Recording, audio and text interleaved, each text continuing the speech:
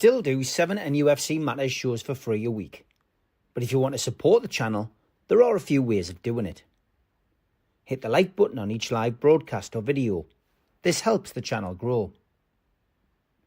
Hit the subscribe button and select the all notifications options. Hit the thanks button to buy a super sticker. You can do this on the live chat too. You can also join our Patreon page or buy us a coffee at the link in all of our video descriptions below. We are also looking for sponsors. If you want our latest advertising rates and how you can get involved, then email John at nufcmatters1892@gmail.com. Thanks for watching.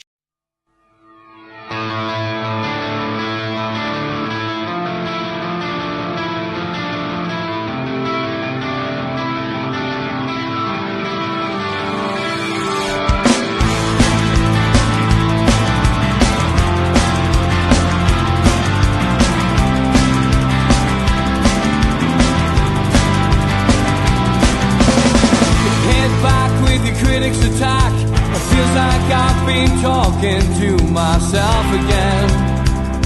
But it's the only way you're ever gonna learn. You look back and it's all in the past. I'm dwelling on the thoughts I cannot say to you. If I don't say the words, then maybe it's not true.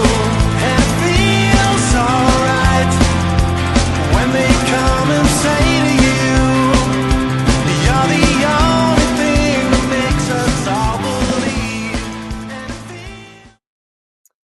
Good afternoon, Thursday 18th of September, and Newcastle United are back in the Champions League, taking on Barcelona tonight, of course, and it is the fifth time that we've been in this competition. And we're kicking off the 8-game league stage this evening by hosting Barcelona, who made it to the semi-finals last season. The tie as well takes place one day after the 28th anniversary of the famous, call it what you want, 3-2 victory over the Catalans at Gallagher in 1997. And of course, the hat-trick hero that evening was Tino Asprilla, and of course he is in tune. He is visiting Newcastle as well, and will be guest of honour tonight at St James's Park, which is excellent news, great stuff. Done a lot of events over the years with Tino, and if one man deserves the accolades tonight, it's him. I'm hoping Keith Gillespie's there as well, because of course, he was the man who supplied the crosses that wonderful night, and every bit as important to that game as as that game as it was Tino Asprilla. But fantastic, Tino gets the headlines, and rightly so. Kick-off at St James's Park tonight is 8 o'clock. Live coverage on TNT Sports as well. I've spoken to a few people who are a bit annoyed about that. People do get the heckles up when they have to subscribe to lots of different channels to watch all the football. TNT, of course, Sky, Amazon, of course, has football as well. And one of my mates made the point today that it's just so frustrating. He doesn't have TNT, so he's got to go out to the pub and watch it. He'd rather watch it at home. But there you go. War Flags are doing a big display tonight. They have asked people to be in their seats by 7:45 for their pre-match display tonight. Will it be Tino on the flags? You'd have a feeling he would be involved in some way, shape or form, wouldn't you? We'll wait and see. But yeah, great stuff. And don't forget as well, I always mention it, the food bank is outside St James's Park as well from the early part of the evening. So please stick your money in the buckets if you can. Team news, well, as we know, Jacob Ramsey and Johan Wissa are out injured, and neither of those are expected to return before the international break in October. Eddie Howe did say that Brighton was the likely return date for Johan Wissa, which is great, because as soon as you hear knee injuries, you think the worst, don't you? The visitors have taken 800 tickets for tonight, so there will be a few Spanish singing hearts out for their respective lads. As for their team, well, we know that there's no Yamal, which is disappointing, I think, for Newcastle fans, because you'd like to see Yamal play. But from a footballing point of view, it's great news. Him and Gavi, the midfield pair, both miss out, and Alejandro Balde wasn't on the plane either. Marcus Rashford, of course, is part of their setup now. He scored 5 goals for Manchester United against us, of course, scored in the Carabao Cup final defeat in 2023. Ferran Torres is just behind with 4 strikes against Newcastle when he was a Man City player. Hat-trick, of course, in 2021 at St James's Park. And Rafinha, he was on target in his previous visits to Tyneside with Leeds. They are playing as well. Hansi Flick, Steve Hastie's met him today. Hansi Flick won't be on the sidelines. Him and his assistant Marcus Sorg have been they had been planned on being banned, but I'm not sure whether somebody said that was overturned now. I think I announced it last night, but maybe it has been overturned. I'm not 100% sure, so maybe they will be in the dugout, maybe they won't be, but Steve Hastie's booked into them today. What was Barcelona's last match? Well, it was against Valencia. They won 6-0 in La Liga on Sunday. 2 goals for Fermin Lopez, 2 for Rafinha, and 2 for the veteran forward now, Robert Lewandowski. And yeah, this is us back in the Champions League. Exciting times. A big night at St James's Park under the lights. You know I don't like that phrase, but it is under the lights tonight. The squad that you can pick from tonight, well, of course, it's Pope, Ramsdale, Trippier, Botman, Shaw, Chow, Kraft, Livramento, Byrne, Joelinton, Tonali, Willock, Guimaraes, Ramsey, Wissa, Gordon, Barnes, Sula, Alanga, Murphy, Walter, Marta. Of course, Wissa and Ramsey out. That's a 21-man selection, 4 short of the maximum permitted, which is 25. Means Lascelles and Ruddy missed out. The B-list selection doesn't need to be submitted to UEFA until a day before, but on our B-list is the likes of Lewis Hall, Lewis Miley, Alex Murphy, and other under-21 academy players. So, big night tonight. My prediction, of course, is 2-2. I'm sticking with that. In fact, last night on the Supermac and Gibbo show, we all went 2-2. All of us feel there'll be goals in the game, but yeah, 2-2 is what we're going for. Anyway, this is a live Q&A, not just here to talk about the Champions League, so get your questions in. I've done a little intro there, gives you time to get them in. Barry was first up. He says, Steve, where do you think this fiasco is going to go with giving out tickets to schools, etc.? Will the club just get better at hiding it? Oof, Barry, that's a bit sceptical and cynical, isn't it? Where will it go? Well, it's in full flow, full throttle at the minute, isn't it? I said when the news broke, that there'll be a few twitchy backsides in the corridors. And I don't take that back. I think there will be. I think that there will have been people making hay while the sun shone and making a few quid off tickets. And, you know, who those people were, what jobs they did, I don't know. It's an allegation. And, you know, it's unfounded because I haven't heard that that's what's going on. But I do know people who bought tickets from these ticket sites and they've got other people's names on. Whose names are they? Are they people who work at the club? Are they people who are fans? Are they, you know, it's allegedly, it's an allegation. But it'll all come out in the wash. It always does. And the fact that this snowball has been pushed down the mountain, it's gathering snow each week, Barry. So I think it's for the better. I think that the people who are doing this will deservedly be in trouble and will be punished in whatever way, shape or form the club feel is necessary. But for me, yes, I think it'll end with everything being in a better position than it has been, and certainly more tickets available for people who want to buy them the correct way, Barry, and at the correct price, and that the money will be going to the correct place, which of course is the football club. So that answers your question, Barry. I hope it does. Next question. Bear with us as well, because I've got to get down here. Jules says, I did ask them to schedule our game for yesterday, but sadly the memos got lost. Yeah. Keith Gillespie. A lot of people mentioning Keith Gillespie as well. Big Patrick Clivert is at the under-19s match today. His son is playing for Barca. Oh, interesting. Yeah. So that would be, that's great, Mark. It really is. That's live now as well, I think. Steve, in your opinion, why do some grounds in England have better atmospheres than others? Think it's down to the stadium design, regional culture, fan demographics? Your thoughts on it? Great question, JW. Why do we have better atmospheres? I think some of the stuff that you mentioned there plays the part. Stadium designs is one. I mean, let's take our local rivals, Sunderland. They moved from Roker Park, which had its history, which had its infamous Roker end and the Fulwell end and the clock stand. The Stadium of Light, although it's bigger and it's multi-purpose, like a bigger stadium, it's designed to have rock concerts and stuff like that. It lacks something, and it lacks what Roker Park had, which is the history and the Roker Raw. So I would say that stadium and stadium design plays a huge part. Regional culture and fan demographics is an interesting one because in Newcastle, and again, concentrating on Newcastle and Sunderland, there's a rivalry there. Now, that rivalry wasn't always there. That really stemmed from, the culture in 1970 onwards. And, the miners' strike in the 80s and, violence was quite prevalent amongst the working class. And it was a working class game. And you'd have some people would go out for 10 pints, not be bothered about the football, just want to have a fight. So that rivalry is definitely going to create a better atmosphere.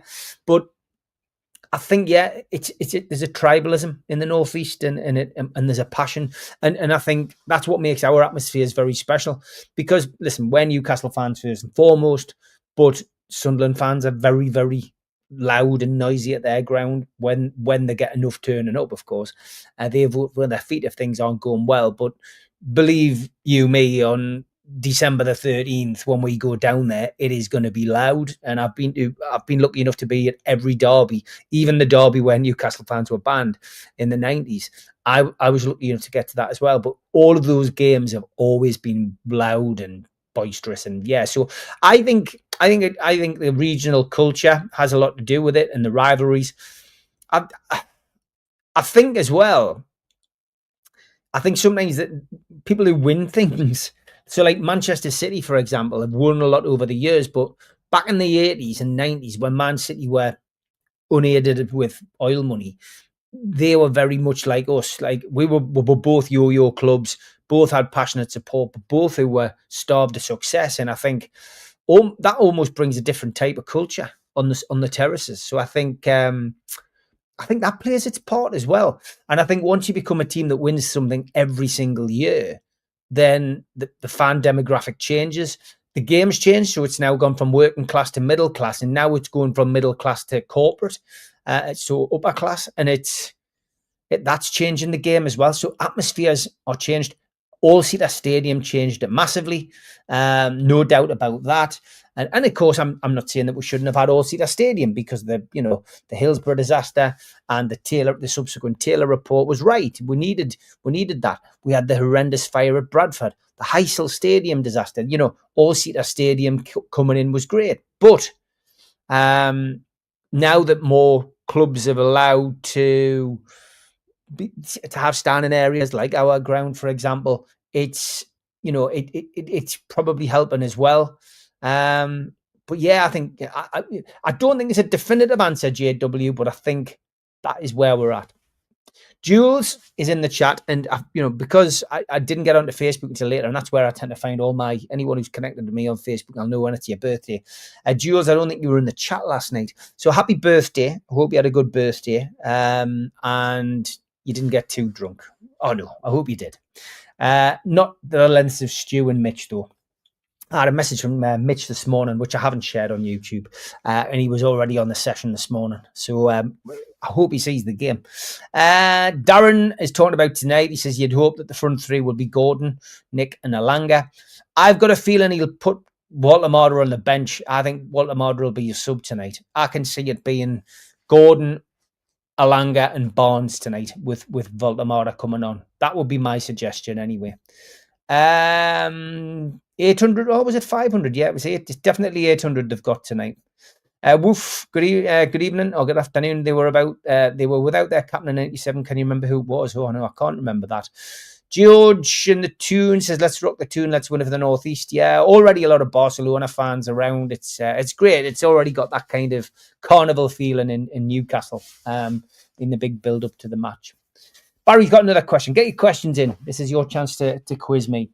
Steve, do you think we'll go for it from the start? Do you think we'll try and soak up their pressure? I genuinely think we'll go for it, Barry. I think we'll go for pace. I think that's why I think it'll be a front three of Gordon, Barnes and Alanga. I think Gordon will play through the middle. And I think Gordon will have a point to prove after being sent off against Liverpool. He'll really want to stamp his authority on this game. And I think that pace will be key. I think we'll go for it. We're at home.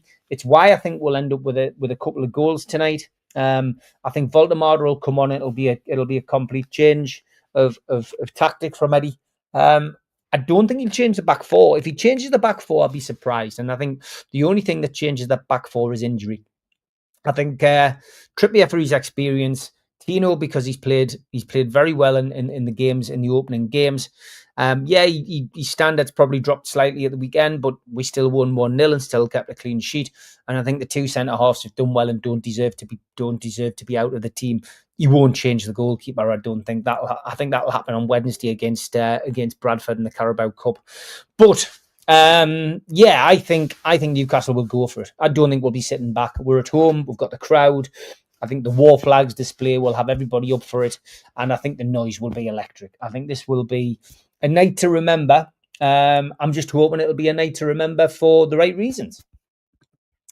David says, son works for BT, so I get access to TNT. Only return tickets were available Wednesday, but £870. Wow, that's crazy. No, Darren, I don't think we'll go 5 at the back.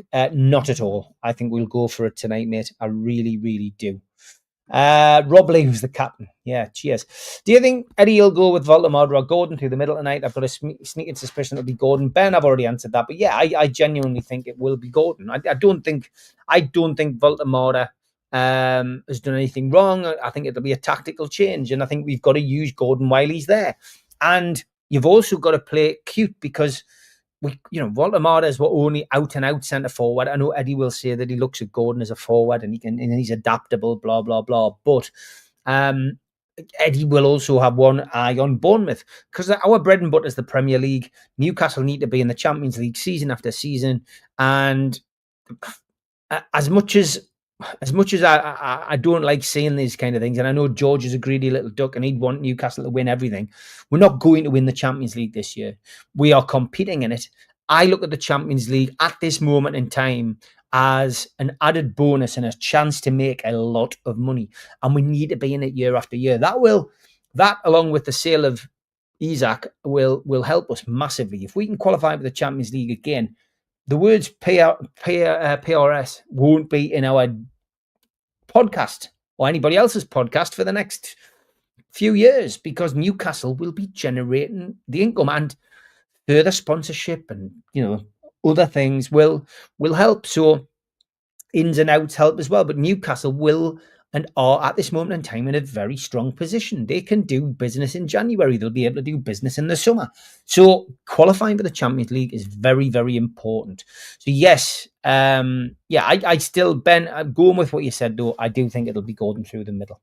Jose Mourinho will have at least one last dance at St James's Park when Benfica visit next month. Do you ever think of a parallel universe where he was Sir Bobby's number 2 and took over when the time was right? Oh, Blue Rhythm Boy, yeah. I mean, it's incredible, isn't it, that we never got Jose. I remember when Jose pre-Chelsea was everybody's, everybody loved him. He was a great manager and he was good value on Match of the Day and on Sky, etc. After Chelsea, after that situation with the female physio, he never recovered from that, and his reputation is, he's won trophies since, but his reputation probably has suffered a little bit.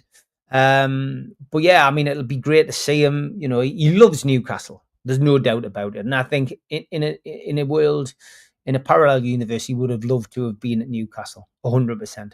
I mean, Sir Bobby should have come earlier as well, but he was loyal, wasn't he? He was loyal to Barca. He didn't leave Barca. He should have come in when Kevin Keegan left the club instead of Kenny Dalglish.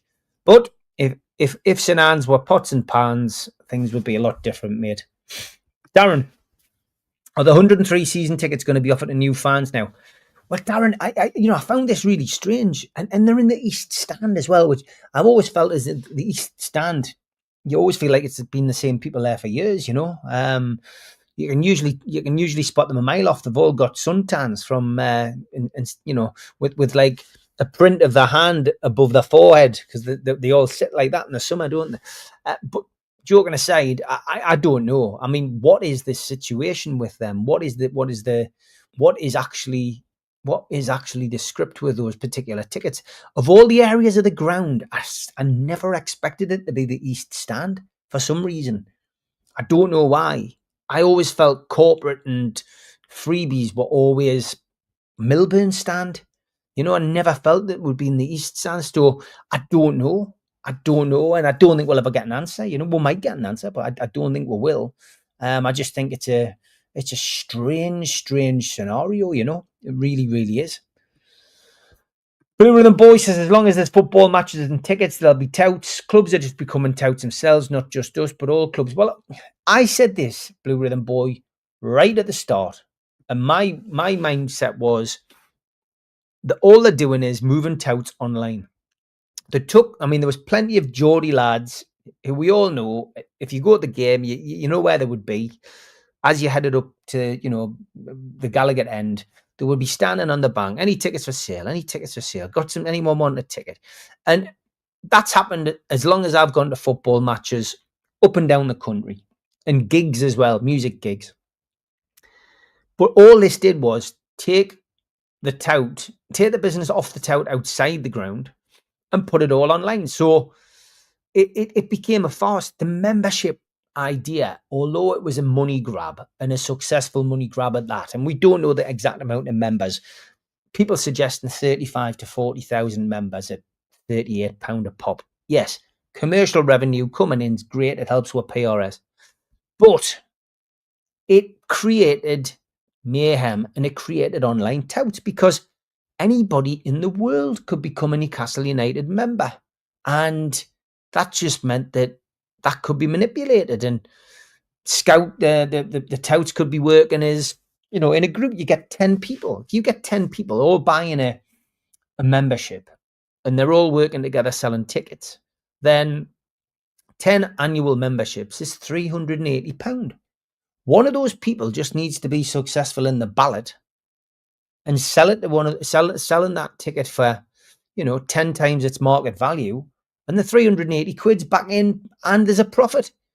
Now, go through the next 18 games, there might be some matches where 4 of those people get tickets, and, you know, listen, it's a lot of hassle. It's a lot of hassle, but it's hassle that's making money.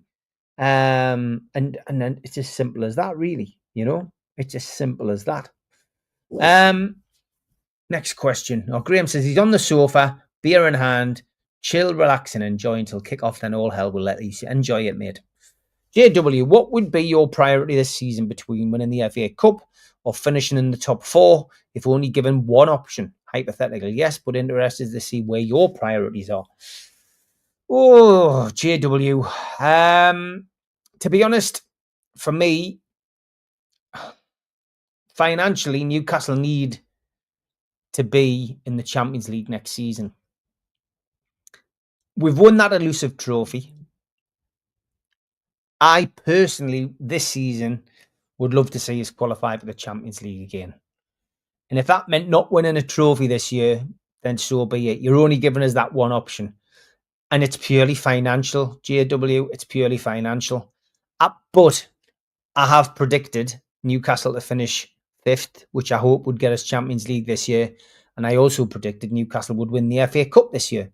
So hopefully we'll get both. That will be the ideal plan. Okay, quick ad break. Back after this. A big thanks to all our sponsors, Skips and Bins. You can find them at their website, skipsandbins.com. contact them at www.skipsandbins.com/contact. Say hello to low-cost waste disposal with pay-as-you-go and contract waste management. A big thanks to Mr. Vicky's Sauces, handmade in Cumbria. You can find them at their website, mrvickys.co.uk, email info@mrvickys.co.uk, or telephone 01768 210 102. Thanks to our fanzine sponsor, United Group Travel. There are no strangers on our tours, just friends you haven't met yet. 2 crew driver and courier, local family company, 3-star plus quality hotels and no interchanges. Hot and cold snacks and drinks available on the coach, all excursions included. Their website, unitedgrouptravel.com, email beverly.ugtl@gmail.com, telephone 01670 632 460 or 0791 666 4174. Just £30 per person deposit. Thanks to Media Arts for all the help with the technical side of things. And if you like listening to us as a podcast, you can go to Sports Social Podcast Network or to iTunes, Spotify, or other podcast providers. If you want to support the show, then hit the subscribe button. It's free. We do 7 shows a week. Hit the little thumb up under the video, which is the like button, or click share to share to your social media. You can also join the channel on YouTube by hitting the join button for as little as $1.99 a month. If you want to become an NUFC Matters member, you can go to nufcmatterspodcast.co.uk. It's a £25 one-off fee. You get your pen, you get your badge, a key ring, you get your beer mat and your fridge magnet and your membership card, nufcmatterspodcast.co.uk for that. And we have an event early next year, 13th of February 2026, an evening with Beardsley, Waddle and Gascoigne takes place at the Tyne Theatre and Opera House. To buy your tickets for that event, go to the box office 0191 243 1171 or Tyne Theatre and Opera House.uk. And don't forget, the Christmas do this year is the 21st of November at the Irish Centre, 7 till 10, an evening with Joe Allen and Warren Barton. Tickets are £12 and you can get along to watch that show to help Age UK North Tyneside Dementia. nufcmatters.co.uk is where you buy your tickets. And next year, Peter Beardsley is doing one with Joe for Age UK North Tyneside Dementia as well. Same website. Slightly different ticket price on that one, but get yourself on the website. I'll stick it on the screen for you to buy your tickets. Okay, let's get back to the questions. And a lot of people in there are already saying I'd love to have the FA Cup rather than Champions League, but it's strange. Les says you'd think it would be easy to identify the origin of tickets sold to different parties. Getting back to the ticket scandal, I mean, there's names on some of the tickets, Les. I know people who've bought tickets from these sites and there's names on the tickets, so it will be easy to find out who it is. It really would be. FA Cup would be great this season, says Darren. Barry says, watch the Lasses play at Gateshead Stadium. It looks like the atmosphere has dropped with the distance of the fans from the pitch. Gutted they couldn't play more at St James's. Yeah, I mean, it's not the best place. It's not conducive for football. It's an athletic stadium, Barry, and the pitch is awful. It really is. So the move down there really is strange, and I would be more interested in Newcastle linking up with Gateshead's football team to get some of the players some minutes. You know what I mean, and linking up with them as a feeder club, really, than getting the women down there. Obviously, the Falcons has been taken over by Red Bull. I'm not sure why they've moved down to the stadium, but I suppose one side of it is they're playing on grass. They're not playing on artificial grass. Top 5 still Champions League spots this season. Yeah, I think so, Darren. I think it is. Let's grab a quick drink. Design will be critical to keep atmosphere when we get a new stadium. Yeah, you're very true on that. Quiz question, Steve. So Bobby managed both clubs, but can you name the 2 players who played both for Barca and the Tyne? Well, I think we just mentioned one at the start of the show, didn't we? Patrick Kluivert. I think Patrick Kluivert played more for them than he did for us, but I'm pretty sure he did. And Barcelona. Who else? You'll have to tell us whether Kluivert's right, by the way. Barcelona and Newcastle. I don't know, but definitely Clivert. Let me come back to the other one. If anybody in the chat wants to have a guess, have a guess. Darren says, I don't think we get top 4 this season. 7th and an FA Cup win would be great. Above 7th, that's a bonus. Oh, Graham's already got the Clivert one as well. Steve, I know this is a bit out there, but watching Alan Robson last night. Alan Robson? And he spoke about the haunted seat at St James's. Have you ever heard anything about this? I didn't realise Alan was still doing stuff. He must still be working on Facebook and stuff, is he? And YouTube. I've never heard about a haunted seat at St James's, but if there's anybody in the northeast of England would know if there was a haunted seat at St James's Park, Barry, Alan Robson is your man. Get to those phones. Good lad, Alan. Should be charging the Spirit rent. If that's the case, Mike Ashley certainly would have. Was it Nadal in 1997? Oh, Barry's still going on about the captain, Pep Guardiola. What on earth? People answering different questions here, so it's slightly confusing. With regards to atmosphere, would we allowed an equivalent to Dortmund yellow wall? David, I think so. I think it depends on the amount of... what the capacity is at the ground. But I certainly think there would be something like that. I still think the Saudis will go bigger than what people are thinking. But I had a conversation with somebody the other night who's a Newcastle fan who's completely against moving to Leazes Park. He thinks there's other places, better places that we could move to. And it's because he's a fan of Leazes Park. And that tells you we're going to have issues with this. When lots of people say, oh, I like to go to Leazes Park. It's not going to be easy. Certainly not. That was the feeling coming out of the club yesterday that Gordon will be the striker tonight to start. Oh, thanks, Darren. Yeah, so that was what I felt would happen. I would say fans' expectations also play a part. Some clubs, fan bases have a sense of entitlement we should all be wary of. Wanting to win is obvious, expecting poor atmosphere, in my opinion. Omar, good evening. We need to go and win. Why be in it? I think you're talking about the Champions League and what I said. I'm not saying that Newcastle won't try to win it, Omar, but what I'm saying is we are unlikely to win it. There are better teams than Newcastle in the Champions League. And you may disagree with me on that, but there are better teams than Newcastle. And we are still very much in our infancy in Champions League competitions compared to Bayern Munich, Real Madrid, etc. So it's great to be in it. But yes, I genuinely, I don't think we will win it. Let me get a drink, sorry. For anyone interested watching on TNT, there's a special on at 6:30 looking back at the 1997-98 season group match we played against Barca. Thanks. I did see your message. Much appreciated. I'm well behaved tonight, though. Jury's out. All right. Okay, Jules. You enjoy yourself. Walter Marder on the bench. Yeah, I can see that. I genuinely think he will be on the bench tonight. I don't know whether the team has been announced yet. We don't want Jose. He's out of touch. No longer the same manager he was 15 years ago. No, I don't think anybody was suggesting having Jose, Darren, at all. And I certainly wasn't. If Valdemar doesn't start, who scores? Then we need a striker. Not Gordon as a striker. He can't play. It doesn't score. Yeah, I mean, you just don't know, Trolls. It gives us pace, but it gives us an option. It brings us, Valdemar coming on. In the second half is going to change things up. We haven't got a great deal that we can do with Wisser out. So you've got a Sula, of course, but I don't think he starts. But that is only my suggestion, my theory. Benny says maybe Benfica is the place for Jose to rebuild his reputation and get his mojo back. I'd love to see him take on genuine relegation candidate to see what he's made of with a substandard squad. Yeah. The main advantage of a good run in the Champions League is the financial gains. How sad is that? What's become of the beautiful game? Yeah, unfortunately, John, that is the case. It really is. Back in the day, Derek got a free ticket off Carl Sarant. They were in the East Stand corner. Okay. Maybe Carl Sarant's got 103 season tickets. See, the Swede didn't manage a goal on his Liverpool debut. He's no Valdemar. He got injured at one point as well, didn't he? Yeah. John says, in the unlikely event of a Howe departure, there's only one on the list. Don't know his name, but he manages Sunday's opposition.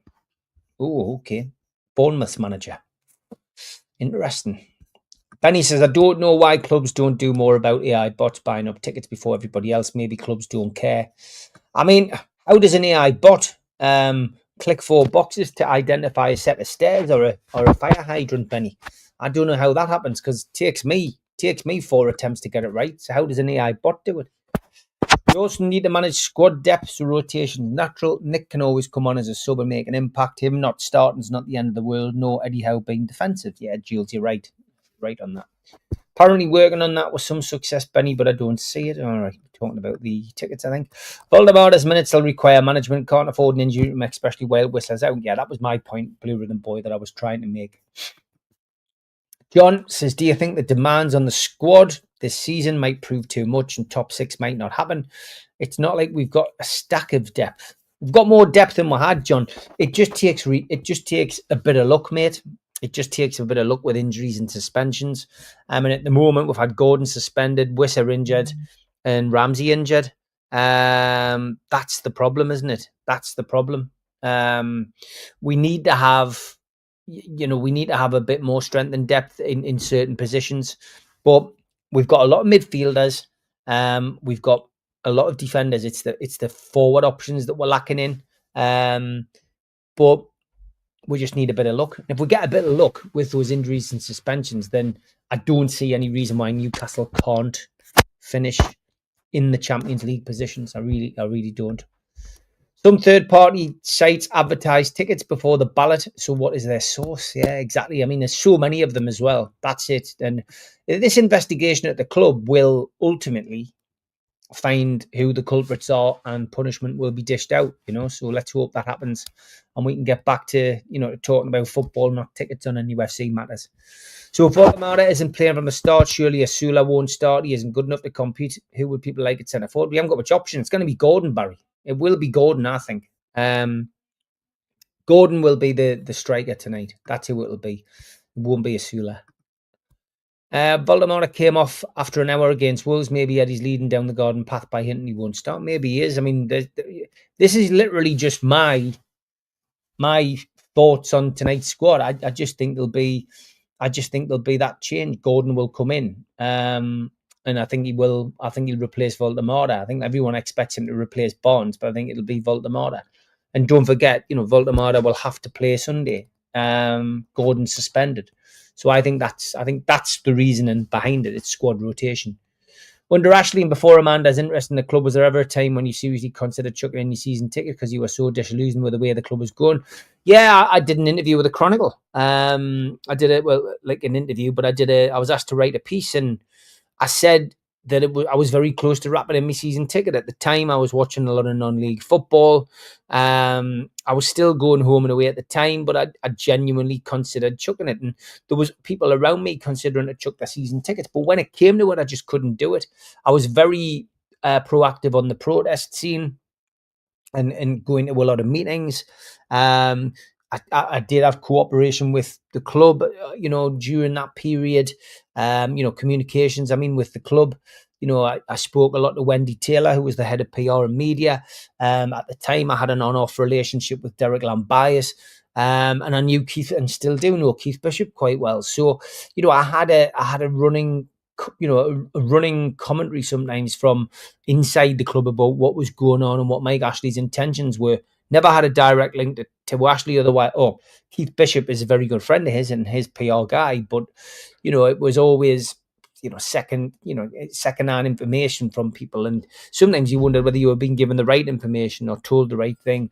But yeah, I did, like everybody else, I did get disillusioned. 100% I did, and I was very close to chucking in, and I felt that was the only way forward. And I think in the piece that I wrote, I felt if people feel that walking away is going to end this reign, then that's their decision, and it's a good one, and I may follow suit, but I didn't.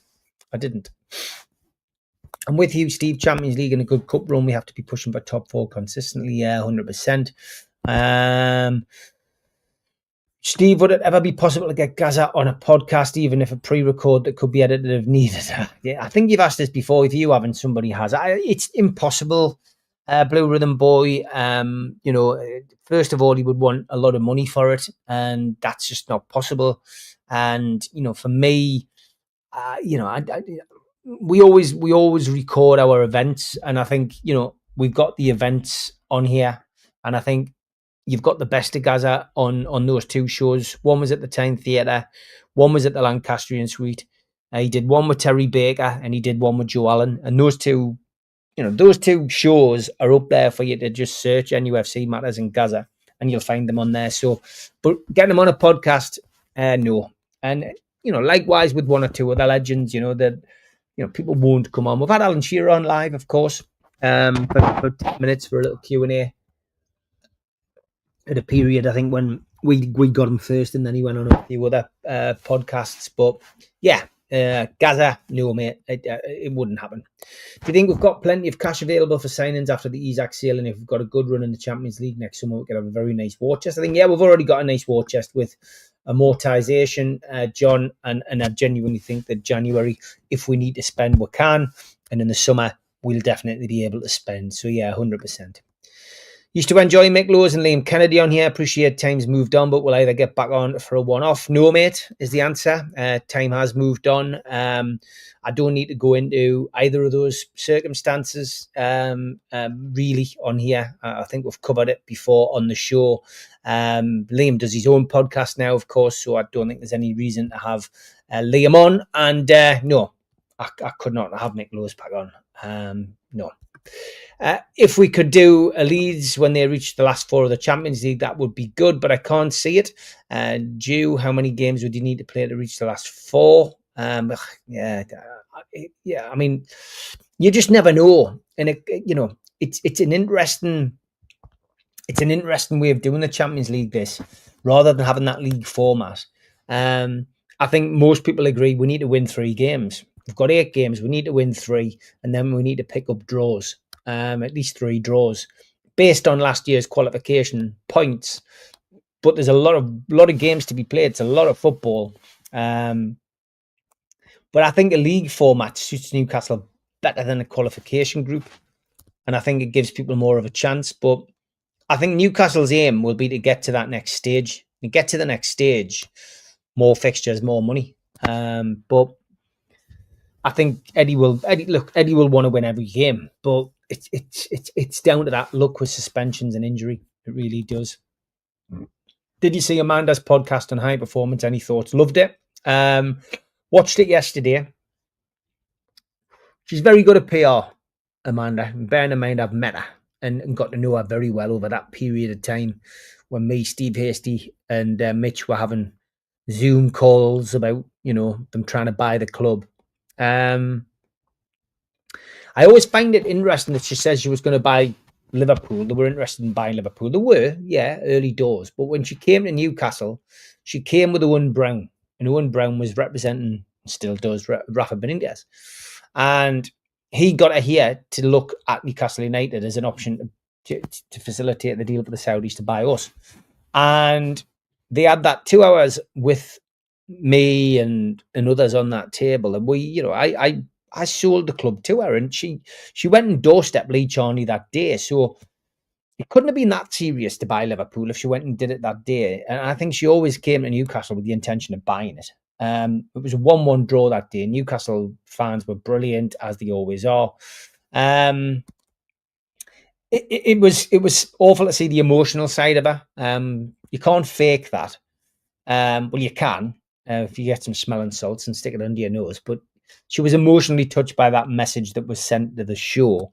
I found it interesting, to say the least. I like Amanda and I like Mia Dad, and I still think that the departure was too quick, and I still think she should be at the club in some way, shape or form, but that ship sailed now, and I think she knows that, we know that, and I think we just move on. But yeah, it's if you haven't watched it, anybody, it's well worth watching. She's very clever, she's very cute with PR and media, and I just found it an interesting interview.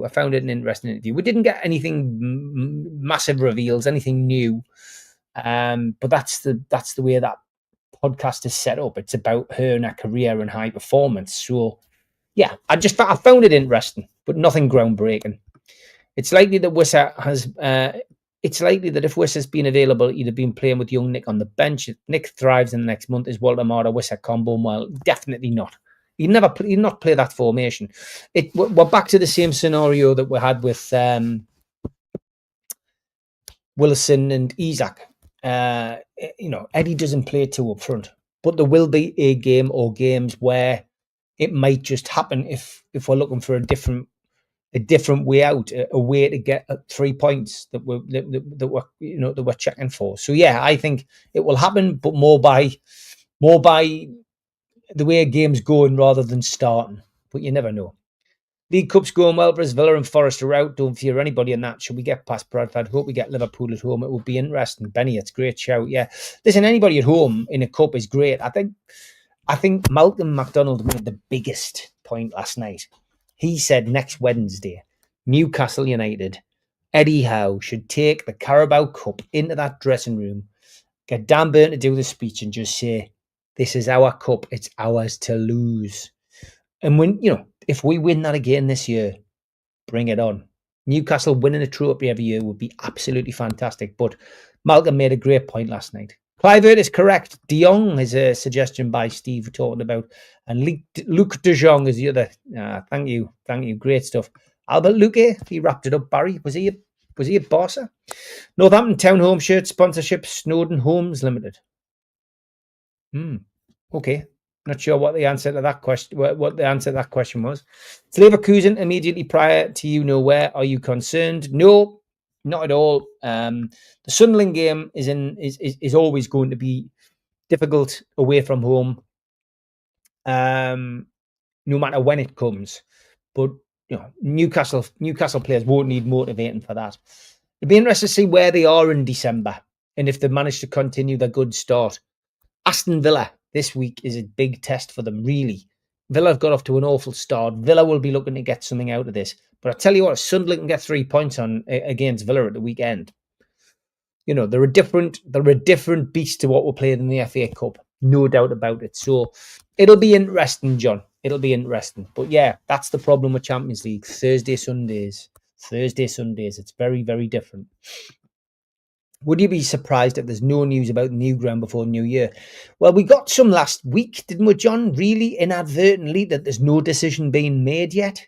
That's the problem, mate. That's the problem. So I wouldn't be surprised. I think we've already had some in a roundabout way from the new chief executive, and there's no decision yet. So that's where we're at. No, it was Barca reserves. Okay, Barry. I've got to watch TNT a different way. The channel pricing's way too much. I get you. Nudge, nudge, wink, wink, Darren. There's always a way, says Les. Recent interviews with Eddie indicate he isn't moving from 4-3-3 anytime soon. Is he a bit too keen on this? At Bournemouth, I think he went 4-2-2. Listen, Eddie knows better than we do. He works with the players day to day, and I think he has adapted more to different styles, John. I think he learns as he goes along, Eddie. But I think he prefers his 4-3-3, and that's it. And he get players in who can fit into that system. The big thing, John, about Eddie's team is it's his work ethic, and the players are bought into that.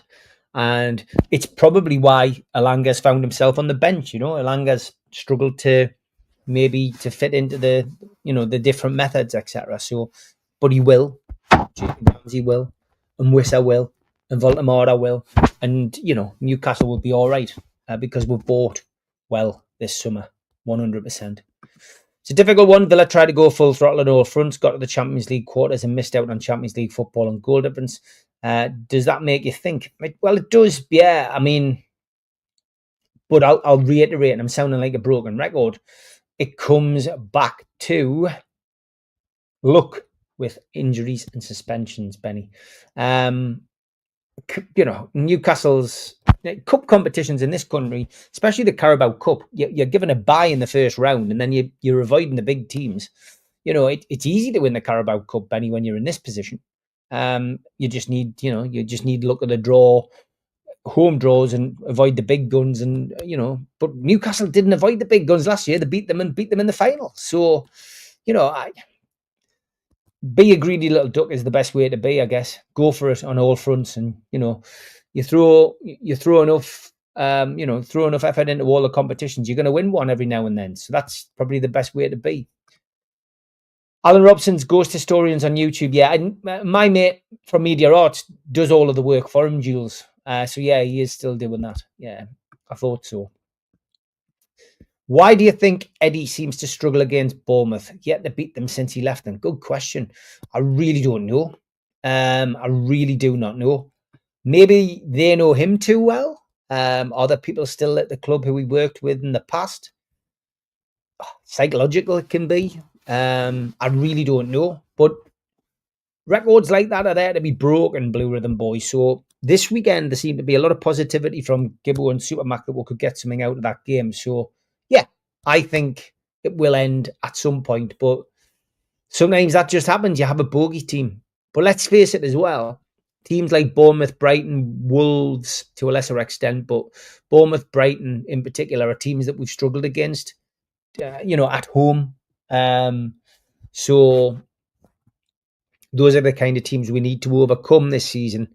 We need to be going down there and sneaking the odd win and getting draws and not getting beat, and then making sure we beat them up here. That's how you get into the Champions League season after season.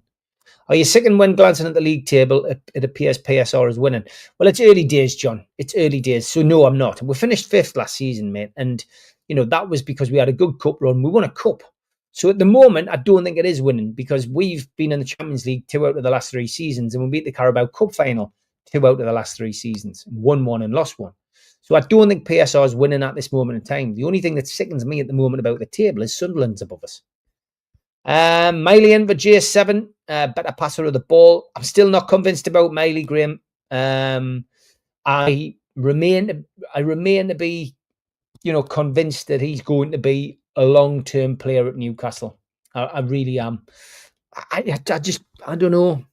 It's a trust thing with Miley for me. I've seen him give away too many balls at times. The one thing that Miley gets that Joe Linton doesn't is that he's willing to have a dig outside the box. And coming on that last 15 or 20, Miley's, if it's 0-0, Miley's got the chance of getting a goal. He's not afraid to shoot. So that's part of it for me with Miley. But yeah, I'm still not convinced. Murphy unlucky to miss out, to be fair, if Alanga does start. Yeah, I'd agree. But the one thing with Murphy is he plays the game with a smile on his face, whether he's on the bench or whether he isn't.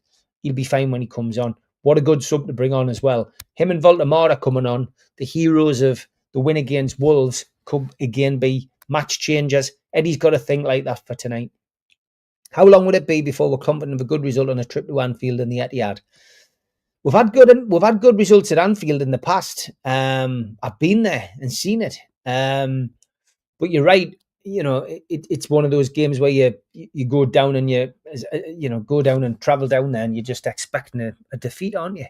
The Etihad, we've never won there. It's awful. It's awful. But it will change. It will change in the Premier League.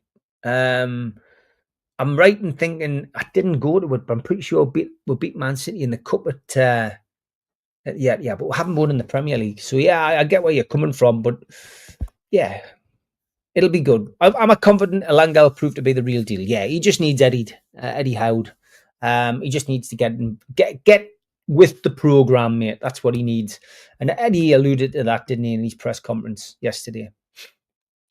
I'd like to see Hall and Tino today, seeing as Trips hasn't been playing well this season. All about opinions. I think Trippier brings a lot more to that team than people see. I think he's been better this season. I think he's carried on from last year, and for his age, he's doing fantastically well. I don't think he'll change the back four. I thought Tino played badly. I was at the game on Saturday. I didn't think Tino played. He didn't listen. He wasn't horrendous. He just, by his own standards, wasn't as good. Trippier made a couple of mistakes, and Tino made a couple of mistakes. But we won 1-0. We kept a clean sheet, and that's what it's about. But I think the keeper and the back four tonight will be the same. I think he will make changes at the weekend, though. I do expect to see either Malik Chow or Sven Botman play, and I expect Lewis Hall to play at Bournemouth. I can't see him going with that back four 3 games in 6 days. I'll be very surprised if he does when he's got a squad that he can take the pressure off. Joe Linton came off after an hour at the weekend. Think that means he starts? Yeah, he does, 100%. He's key for the Bully Boy dual game. We'll have to play it and he'll get result 100%. So I think a lot of people have bought the season tickets when the takeover happened and they are making a lot of money. Possibly that's a good shout as well. Bots can buy subs on YouTube, so anything is possible. Not on this channel, I mean. Thank you, Jules. There is ways of finding out who does that. I'm sure we know who does. Don't work with children, animals, or Gaza, says Benny. That's a bit nasty. Gaza's a good lad on a good day. I've seen both sides, as I'm sure everybody knows. Would it be the NUFC way if we didn't have obstacles to overcome? Exactly. Steve says, show me age, but would love to hear from older players. Steve, people like Neil MacDonald. Difficulty still in football. Quite a shy kid when he was a player and still the same now. Verardi, I've spoken to Verardi. I still think there's potential for him to come on. Kenny Wharton, again, a very private man. I'm not sure Kenny would come on and talk. Verardi's a possibility. He did his own podcast for a while. I'm not sure if he's still doing it, but I have spoken to Verardi a couple of times, and maybe he will, maybe he won't. But we used to use ex-players a lot, but the actual numbers of people watching dictates a lot on what we put on the channel, and fan content is what people want to see. So yeah, maybe they can get them on as a guest at some point. If the finances work, would love us to sign Manu on loan in January. A lot of talk about this, and let Miley go on loan and play every week. Trouble is, Man United will sack Amarin before then, and Manu will be back playing. That's a good point. Melly doesn't think Amarin's getting sacked, but I do 100%. Is there anything to be read into the timing of the Stabley interview? Callum Wilson did his interview when he was about to leave the club, for example. No, I just think this is one they've chased for a while, and it's availability, really. I don't think anything we can read anything into that. What's your opinion on Harvey Barnes? Will we sell him in January and try and bring in better quality? He's getting a lot of stick at the minute. I don't think we'll see him next season, but I don't think he'll leave this season, Barry. Everyone's got their sell-by date. We saw that this summer with Isak. Anybody can go. But yeah, Barry, I don't think we'll let Barnes go. But I do think we'll upgrade in that position at some point, and I think he'll be the man to move when we do. Lloyd Kelly get the equaliser in the 4-4 with Dortmund. I was pleased for the lad. So I heard, I haven't seen it, but I did hear that. The better your players, the more concerned you can be by your own system, and sticking to it. Transfers are key. Team of the best players, usually the ones who win the big games and trophies. Yeah, that's a good point. Barcelona under 19s are 2 up. Interesting. Roger, good afternoon. I see you in the chat now. I think Murphy starts. He's way better at the defensive side. I'm not sure when we'll get the team. Maybe it's an hour before kickoff. I'm not too sure when we get it with these games.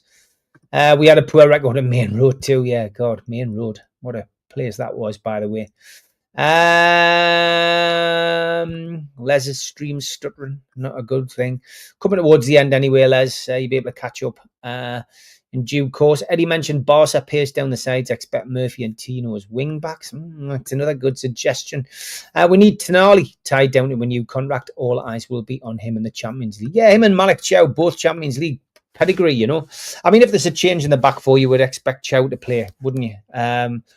But I don't think there'll be wholesale changes tonight. I think the wholesale changes will be Sunday and Wednesday, respectively, Don't forget the 2 events that we've got coming up. Warren Barton, the Christmas Do, takes place on the 21st of November. And that is at the Tyneside Irish Centre, 7 till 10. nufcmatterspodcast.co.uk is the website to go to for your tickets for that. And as well, an evening with Peter Beardsley, 30th of January next year, for Age UK North Tyneside Dementia as well.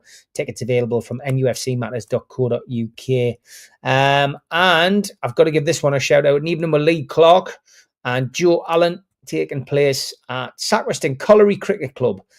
Tickets are available from behind the bar. So if you're living up in Sacriston, Joe Allen will be with Lee Clark on the 10th of October, and tickets are available behind the bar. Okay, if you are going to the match tonight, have a wonderful, wonderful time. Sing your hearts out for the lads and enjoy yourselves.